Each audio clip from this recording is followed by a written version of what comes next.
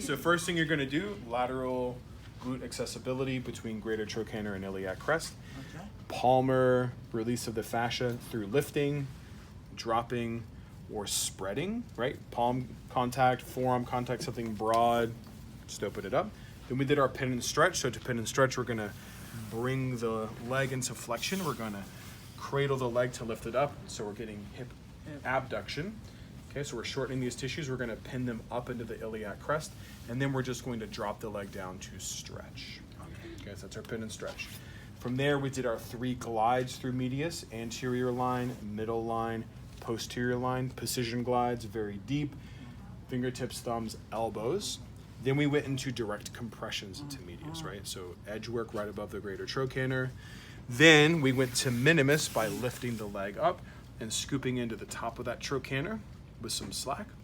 And then we came back through compressed and friction along the iliac crest. Then we shifted to the deep 6 minus piriformis by bringing them into hip flexion, getting between the greater trochanter and ischial tuberosity. Once you're in that valley, typically I either work down towards the ischium or straight into the greater trochanter, okay? You can directly compress, or you can compress with movement. So I could have them lift the knee and drop it while I work, or I can have them lift the foot. Okay, so if you want to do some work with movement. Then face down.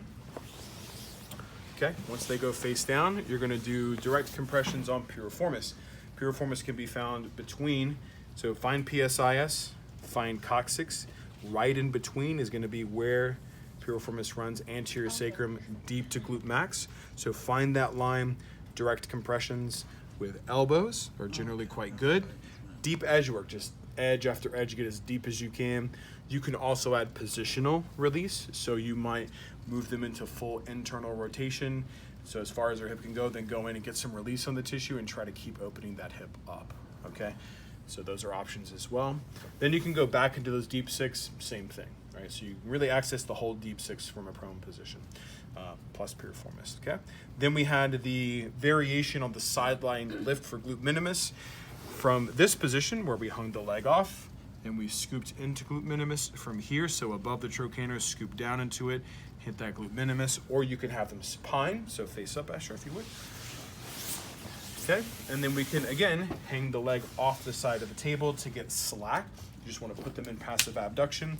Then you want to get low with the hip and come straight in with the thumb, or fingertips is what I recommend, and get right into that lateral glute complex. And you scoop, right?